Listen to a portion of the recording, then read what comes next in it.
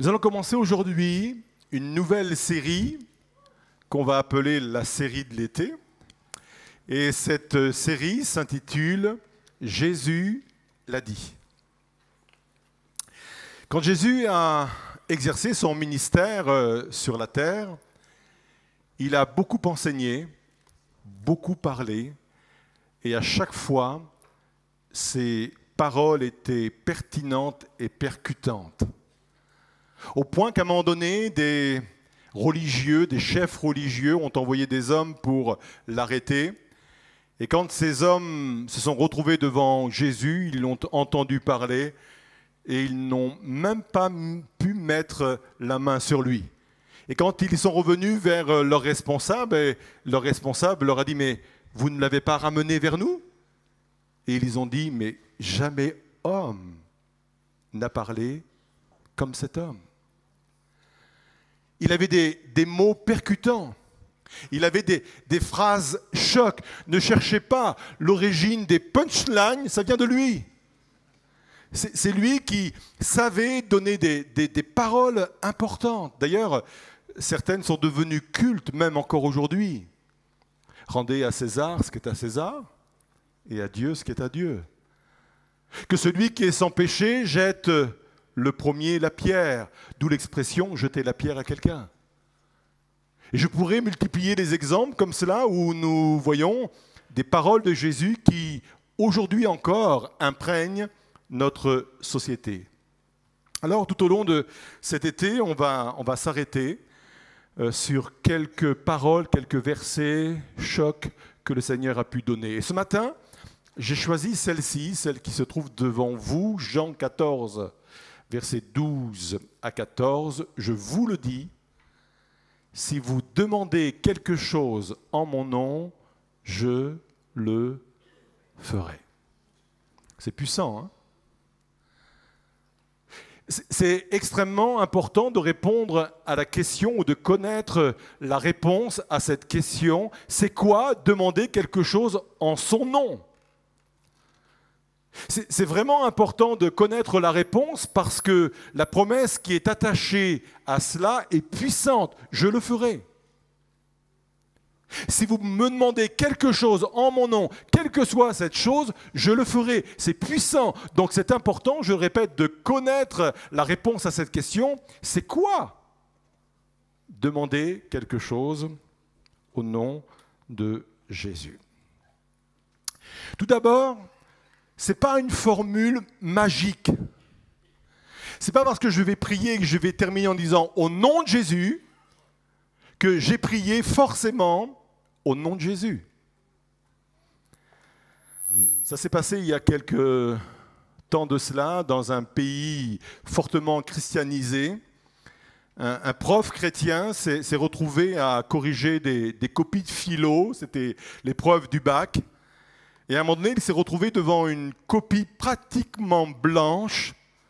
Je dis bien pratiquement parce qu'il y avait juste une phrase et c'était marqué « Mettez-moi 20 sur 20 au nom de Jésus ». Ça interpelle, hein? Et le prof a écrit au-dessous « Je te mets 0 au nom de Jésus ». On comprend bien que ce n'est pas une formule magique. Ce n'est pas un sésame, ouvre-toi. Dans le Nouveau Testament, des hommes ont cru aussi pouvoir se servir du nom de Jésus de cette façon. Paul se retrouvait dans une ville qui s'appelle Éphèse. Il se faisait des miracles extraordinaires par ses mains, au point que la Bible nous dit qu'on prenait des vêtements à son insu, on prenait des vêtements qu'il avait lui-même touché, des mouchoirs qu'il avait lui-même touchés, et quand on prenait les propres vêtements de Paul et qu'on les appliquait aux malades, les malades étaient guéris. Waouh! Et Paul était là dans la ville d'Éphèse et il parlait, il prêchait, il guérissait au nom de Jésus. Et il y a des hommes qui ont voulu faire la même chose. Ils se sont retrouvés devant un possédé. Ils vont dire, tiens, ce que fait Paul, on va essayer de le faire nous aussi. Peut-être que ça fonctionne. Acte 19, verset 13, quelques exorcistes juifs ambulants essayèrent d'invoquer sur ceux qui avaient des esprits malins le nom du Seigneur Jésus en disant « Je vous conjure par Jésus que Paul prêche ». Et ils avaient dit la formule magique. Sauf quand on regarde les Écritures, on s'aperçoit d'une chose, c'est que les démons qui étaient dans cette personne se sont manifestés et les personnes qui ont prié au nom de Jésus ont pris la raclée de leur vie. La Bible dit qu'ils sont sortis de la maison blessés et nus. Donc on comprend bien que ce n'est pas une question de formule. C'est une question d'état d'esprit, c'est une question d'état intérieur. Pour utiliser le nom de Jésus, ça commence par la révélation de son nom. On ne peut pas demander quelque chose au nom de Jésus si on ne sait pas ce que renferme ce nom. Et là, on va toucher à quelque chose d'extrêmement puissant. Et je voudrais que vous puissiez me suivre jusqu'au bout et ne me quitter absolument pas jusqu'au bout si vous voulez comprendre cette vérité-là. Dans Jean 16, verset 24, il est dit ceci. C'est Jésus qui parle. Il dit « Jusqu'à présent, vous n'avez rien demandé en mon nom. Demandez et vous recevrez afin que votre joie soit parfaite. »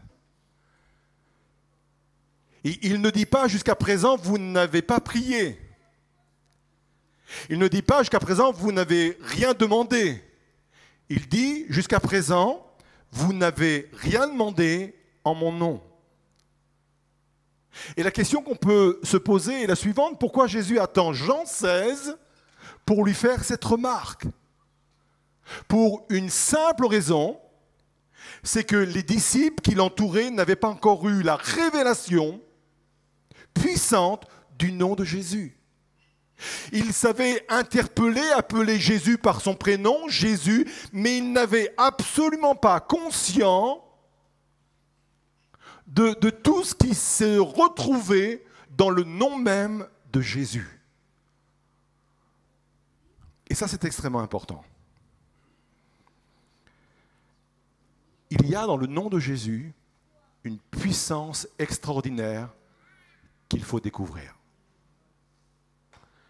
Et je prie ce matin pour que le Saint-Esprit nous vienne en aide afin que cette révélation nous soit communiquée. Prier au nom de Jésus, c'est d'abord avoir la révélation de ce qui touche, de ce qui renferme le nom de Jésus. C'est la raison pour laquelle le nom de Jésus a été caché dans tout l'Ancien Testament. Ce n'est pas parce que le nom de Jésus est apparu uniquement dans le Nouveau Testament que Jésus existe ou a existé qu'à partir de ce moment-là. Il existait déjà dans l'Ancien Testament. Il est éternel.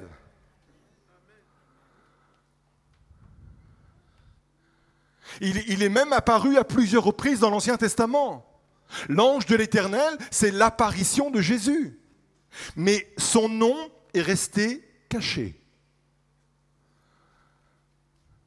C'est pour cela que il y a un auteur qui n'est pas du tout connu dans la Bible, qui a écrit un seul chapitre, le chapitre 30 du livre des Proverbes. Il s'appelle Agur. Il n'avait pas d'inspiration pour écrire un livre entier tel que Ésaïe, Jérémie ou que sais-je. Mais il a reçu de Dieu une inspiration pour écrire simplement quelques versets. Mais Dieu a voulu que ces versets qu'il a écrits soient pleinement révélés dans la Bible. Parce que dans ce qu'il a écrit, il y avait quelque chose d'important. Proverbe 30, verset 4. Qui est monté aux cieux et qui en est descendu ? Qui a recueilli le vent dans ses mains? Qui a serré les eaux dans son vêtement? Qui a fait paraître les extrémités de la terre? Quel est son nom? Là, la réponse est facile. C'est Dieu, le Créateur. Mais il ajoute ceci. Et quel est le nom de son fils? Le sais-tu? Il soulève quelque chose d'extrêmement important. Il soulève une question importante, cruciale même pour l'humanité entière. Agur, inspiré par l'Esprit, réalise qu'il y a un nom ici, le nom du Fils de Dieu qui est caché. Est-ce que quelqu'un connaît son nom?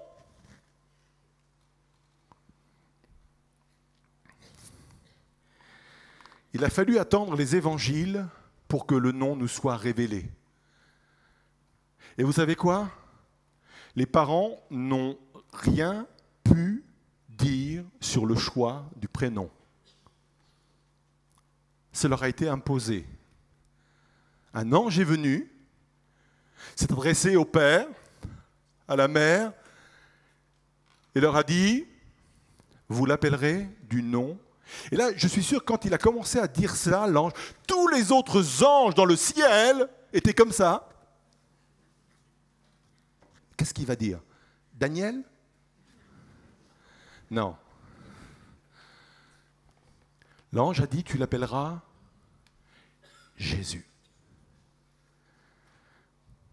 Jésus. Pourquoi Dieu l'a gardé caché pendant tout l'Ancien Testament? Pour une simple raison. C'est que Dieu savait qu'à partir du moment où le nom de Jésus serait révélé, il serait forcément attaqué. Parce que le monde des ténèbres et l'adversaire de nos âmes en priorité, lui sait et savent tous ceux qui sont autour de lui la puissance extraordinaire qui serait rattachée au nom de Jésus. C'est pour cela qu'il est dit dans Jérémie 11, verset 19, « J'étais comme un agneau familier qu'on mène à la boucherie. » C'est une parole prophétique sur Jésus. « Et j'ignorais les mauvais desseins qu'il méditait contre moi. Détruisons l'arbre avec son fruit, retranchons-le de la terre des vivants. » Et qu'est-ce qu'il est dit? « Et qu'on ne se souvienne plus de son nom. » Ce n'est pas une question de personne, c'est une question de nom. C'est pour cela, quand les disciples ont commencé à parler au nom de Jésus, on les a interdits de prêcher en ce nom-là. Voyez-vous, dans la Bible, il n'y a pas des petits détails comme ça qui sont pour rien. Il n'y a pas des précisions qui ne servent à rien. Ils pouvaient parler en d'autres noms, mais pas en ce nom-là.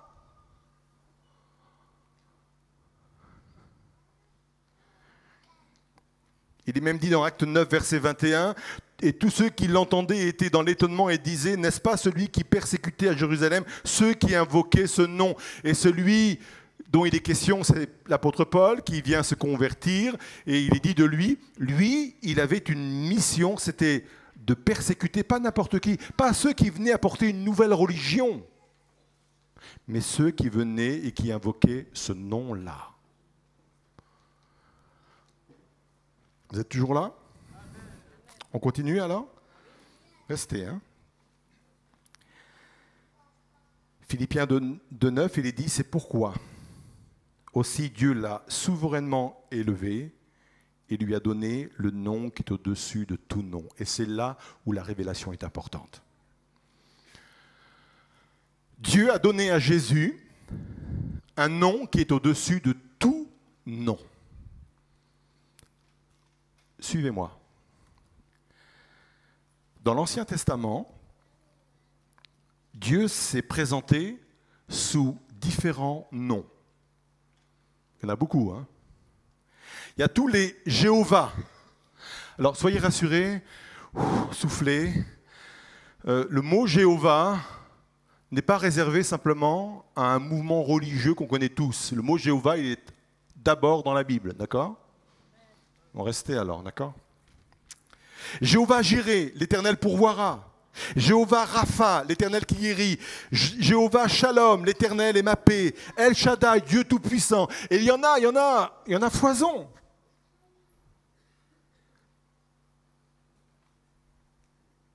Et Dieu dit que le nom de Jésus est au-dessus de tous les noms, y compris ceux que je viens de citer. Comprenez-moi bien.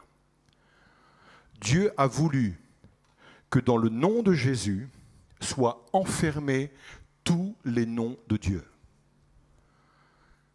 Ça veut dire qu'en Jésus, il y a la prévoyance. En Jésus, il y a la guérison. En Jésus, il y a la paix. En Jésus, il y a la toute-puissance. Tous les noms de Dieu sont en Jésus. C'est pour cela que ce nom a été caché. Il était tellement puissant, il était tellement important que même la Bible dit que à ce nom-là, tous genoux fléchissent. Il est dit que ceux qui soient dans le ciel, sur la terre et sous la terre. C'est puissant.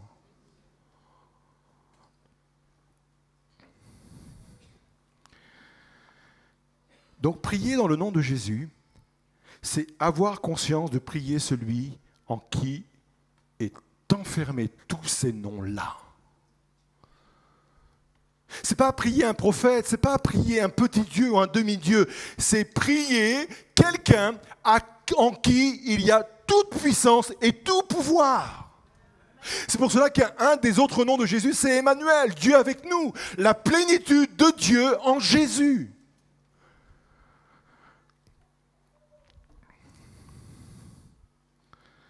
Alors on revient à ma question, mais pourquoi Jésus a-t-il attendu donc Jean 16 pour dire « jusqu'à présent, vous n'avez rien demandé à mon nom ». C'est parce que, je le répète, avant, il n'avait pas eu la révélation du nom de Dieu. Et la révélation va intervenir dans Jean 12, verset 28. Et j'aime ce passage.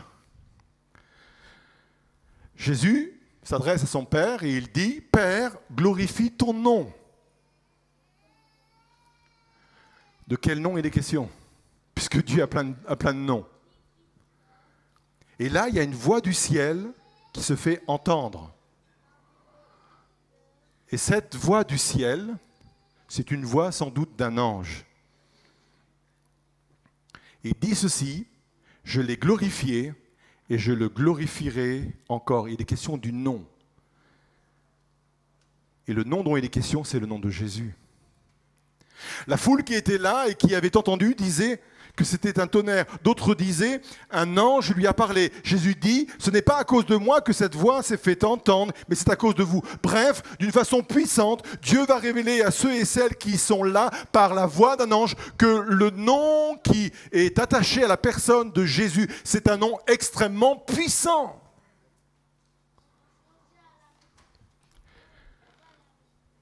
Et c'est à partir de ce moment-là que Jésus va pouvoir dire, Jean chapitre 14, verset 14, « Si vous demandez quelque chose en mon nom, je le ferai. » C'est à partir de ce moment-là qu'il est dit dans Jean 16, verset 24, « Jusqu'à présent, vous n'avez rien demandé en mon nom. Demandez et vous recevrez afin que votre joie soit parfaite. » Alors je le répète, prier au nom de Jésus, c'est d'abord avoir la révélation de toute la puissance qu'il y a dans le nom de Jésus. Ce n'est pas n'importe qui. Quand je prie Jésus, je prie celui en qui il y a toute puissance. C'est ça, prier au nom de Jésus. Deuxièmement, demander quelque chose en son nom, c'est demander quelque chose que Jésus pourrait signer. C'est-à-dire quelque chose qui peut correspondre à son caractère, quelque chose qui peut correspondre à sa nature, quelque chose qui peut correspondre à sa volonté. Si je prie pour que Dieu me venge d'une personne, ça ne correspond pas au caractère de Jésus. Jésus ne peut pas signer ce genre de pétition, ce genre de prière. C'est comme si que j'envoie quelqu'un vous voir et que cette personne arrive et vous dise « Je viens de la part, je viens au nom de Daniel Potier. » Et il me demande 10 000 €. Vous allez vous dire, ça ne lui ressemble pas. Vous aurez raison. Parce que c'est quelque chose qui ne correspond pas à ma nature. Je ne suis pas en train de demander de l'argent sans cesse et je ne le ferai jamais. Et vous dites, ça ne ressemble pas au bonhomme, ça. Donc je ne peux pas signer. Et prier au nom de Jésus, c'est cela, c'est quelque chose que Jésus pourrait signer, qui correspond à son caractère, à sa nature et à sa volonté. À un moment donné, Jésus va se retrouver devant le tombeau de Lazare et il va faire cette prière vraiment étonnante. Il va dire à son Père, « Je sais que tu m'exauces toujours. Je ne sais pas qui peut le dire, mais personnellement, non. Pourquoi Jésus était toujours exaucé? Parce qu'il avait une vie de prière? Non. Pourquoi Jésus était toujours exaucé? Parce qu'il était engagé dans le ministère à temps plein? Non. Parce qu'il était le Fils de Dieu? Non. Il était exaucé parce qu'il priait toujours selon la volonté de son Père. Il adressait toujours à Dieu des prières que son Père pouvait lui-même signer. Des prières desquelles Dieu pouvait dire « je suis d'accord avec ça ». C'est conforme à ma volonté. C'est conforme à mes désirs. Dans 1 Jean 5, verset 14, il est dit ceci: nous avons auprès de lui cette assurance que si nous demandons quelque chose selon sa volonté, il nous écoute. Et si nous savons qu'il nous écoute, nous savons que nous possédons la chose que nous lui avons demandée, quelle qu'elle soit. Et prier au nom de Jésus, c'est ça. C'est prier avec la certitude que nous prions selon la volonté de Dieu.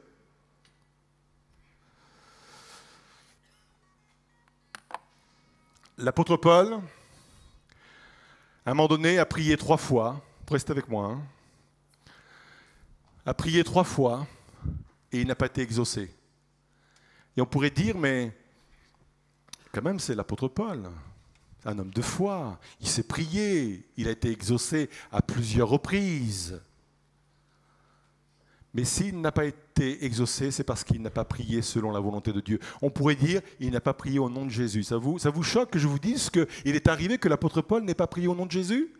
Ben, je vous choque. Il n'a pas prié au nom de Jésus parce qu'il n'a pas fait une prière selon la volonté de Jésus. Au point qu'à un moment donné, au bout de la 3e fois, Dieu va lui dire « ma grâce te suffit ».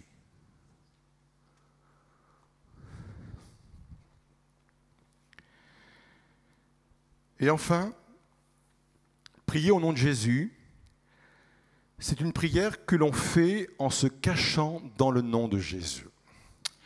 Pour m'expliquer, je vais prendre une image. C'est vraiment une image et il n'y a rien de typologique là-dedans. Vous avez entendu parler d'Isaac, patriarche, qui avait 2 fils, Jacob et Ésaü. Ésaü était considéré comme l'aîné et bien sûr lui était attribué ce qu'on appelle le droit d'aînesse, une bénédiction vraiment particulière. Le père ne savait pas que la bénédiction avait été monnayée par un plat de lentilles entre les deux frères. Et à un moment donné, le père va dire à Ésaü, tu vas me chercher un gibier, tu vas aller tuer un gibier et tu vas revenir et je te bénirai après. Vous savez que c'est de cette expression-là qui est venue, cette expression qu'on emploie, qui va à la chasse perd sa place. Vous connaissez? Ça vient de là. Ésaü est allé à la chasse pour ramener le gibier afin de recevoir la bénédiction du Père. Jacob aussi voulait la bénédiction. Mais Jacob ne pouvait pas y aller avec ses propres habits. Alors, il s'est déguisé sur les conseils de la maman. Et il a pris les vêtements de son frère. Et ça tombait bien parce que Isaac était très âgé de l'écriture et avait des problèmes de vue. Il ne voyait plus. Alors il est allé chercher la bénédiction, non point en son propre nom, parce qu'il n'aurait jamais eu de bénédiction venant de son père. Il est allé au nom d'Ésaü, déguisé, étant dans les vêtements d'Ésaü. Et quand il est arrivé près d'Isaac, il a eu un doute.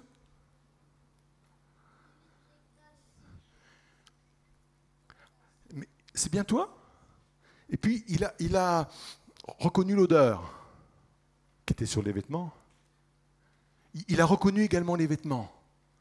Et à un moment donné, il l'a enfin béni. Et ça, c'est une belle image de ce qu'est se cacher en Christ pour recevoir les bénédictions que Dieu veut nous donner. Je ne peux pas aller devant Dieu avec mes propres vêtements, pour ne pas dire ma propre justice. Ce n'est pas parce que j'ai jeûné 3 semaines d'affilée que je peux dire à Dieu, sur la base de mes 3 semaines de jeûne, tu me donnes cela. Ce n'est pas possible. Ce n'est pas parce que je donne ma dîme tous les dimanches que je peux venir avec ce type de vêtements, me cacher, m'abriter derrière ces vêtements en disant à Dieu, à cause de ce que je donne, Seigneur, eh bien, tu m'exauces. Ça, c'est comme si que Jacob serait venu chercher la bénédiction auprès d'Isaac avec ses propres vêtements. Et il aurait été rejeté, il aurait été refoulé. Prier dans le nom de Jésus, c'est se cacher dans la personne et dans l'œuvre de Jésus-Christ. C'est de dire, Seigneur, je ne viens pas sur la base de mes propres mérites, je ne mérite rien, Seigneur. Mais je viens uniquement sur les mérites de Christ, caché en Christ. C'est parce qu'il a donné sa vie sur la croix, il est mort sur la croix, que son sang a coulé, que je peux venir vers toi, Dieu, pour recevoir grâce et bénédiction. Et moi, ça me libère. Vous ne pouvez pas vous imaginer à quel point ça me libère. Quand je comprends cela, je n'ai pas besoin d'aller chercher un grand prédicateur pour qu'il prie pour moi. Oh. Je ne dis pas qu'il n'y a pas des prédicateurs qui ont reçu des dons particuliers, des dons de guérison, etc. Je crois à ce type de dons. Mais parfois, on a l'impression que pour avoir la guérison ou pour avoir une délivrance, il faut aller voir tel ou tel prédicateur. Vous allez, en fin de compte, devant Dieu au travers du nom de ce prédicateur. Mais j'aimerais vous dire qu'il y a plus efficace que cela, il y a plus économique que ça. C'est de venir directement à Dieu au travers de Jésus-Christ. Avec le vêtement de Jésus-Christ. Parce que toute puissance est dans le nom de Jésus. Moi, ça me libère énormément parce que quand je suis devant un grave problème, je ne me dis pas vers qui je vais me tourner. Dieu au travers de Jésus-Christ. Je le vis dans un bureau, je le vis dans ma chambre à coucher, je le vis dans n'importe quel endroit, dans un train ou dans un autre moyen de locomotion. Je peux venir à Dieu par Jésus-Christ. C'est ça, prier au nom de Jésus. Je vais conclure avec simplement ce rappel. Ne prenez pas le nom de Jésus en vain, dans ce sens, mettez de côté toute formule particulière ou magique. Peut-être que dans vos prières, vous n'allez pas dire au nom de Jésus, et pourtant ce sera une prière dite au nom de Jésus. Et je prie ce matin pour que nous puissions vivre vraiment cette réalité-là. Et je vous invite à vous lever à votre place pour que nous puissions, pendant quelques instants, nous approprier cette vérité. Il y a des vérités qui sont données, il y a des vérités qui sont annoncées. Et on a vraiment besoin de la puissance du Saint-Esprit pour nous révéler toutes ces vérités. Jusqu'à présent, dit Jésus, vous ne m'avez rien demandé en mon nom. Jusqu'à présent. Peut-être que c'est le cas de quelques personnes ce matin qui pensaient que par leur dévotion, ils pouvaient venir devant Dieu pour demander quelque chose. Et j'ai parfois entendu des personnes dire « Mais je ne comprends pas pourquoi Dieu ne m'exauce pas. Pourtant, il voit bien, je lui suis fidèle, je prie, je jeûne. » Alors oui, vous avez peut-être déjà demandé à Dieu, mais arrêtez de demander en votre propre nom. Demandez maintenant au nom de Jésus. Ça veut dire, soyez conscients que quand vous invoquez le nom de Jésus, il y a toute la puissance de la divinité en Jésus. C'est pour ça que la Bible dit qu'en Jésus-Christ, nous avons tout pleinement en lui. Et je prie vraiment pour que nous puissions avoir cette révélation que dans le nom de Jésus, j'ai le Dieu qui pourvoit à mes besoins. Dans le nom de Jésus, j'ai le Dieu qui pourvoit à ma guérison. Dans le nom de Jésus, j'ai le Dieu qui pourvoit vraiment à ma paix intérieure. Et c'est ce nom-là que je veux élever, c'est ce nom-là que je veux glorifier. J'ai tout pleinement en Jésus. Et je vais être sensible aussi parce que la Bible dit que nous ne savons pas toujours ce qu'il convient de demander, que le Saint-Esprit intercède pour nous. Et je prie pour que le Saint-Esprit puisse régulièrement m'aider à comprendre quelle est la volonté de Dieu et comment je dois m'adresser à lui. Ce que je dois lui demander. Prier dans le nom de Jésus, c'est aussi lui laisser une certaine latitude dans l'exaucement qu'il veut apporter à ma requête. Je prie pour un besoin et je dis à Dieu, je prie en ton nom. Ça veut dire que Seigneur, accomplis ta volonté par rapport à son besoin. Et peut-être que même que tu ne vas pas opérer comme moi je le pense, mais peu importe, que ta volonté soit faite, Seigneur. Alors on va laisser le chant se mettre en place et je crois que cette parole peut se coller d'une façon très précise par rapport à des situations précises de ma vie. Je crois à l'Esprit de Dieu qui répond à nos questions, à nos questionnements de la semaine. Je crois que peut-être dans la semaine où il y a quelques jours de cela, quelques semaines de cela, quelque chose vous a interpellé dans vos esprits et je crois que Dieu est capable d'y répondre ce matin au travers de cette prédication. Alors je me laisse interpeller et je laisse vraiment la parole de Dieu faire son œuvre et je veux proclamer que c'est vraiment dans le nom de Jésus que j'ai la victoire. C'est Jésus qui triomphe. C'est de Jésus que je reçois la grâce et la bénédiction.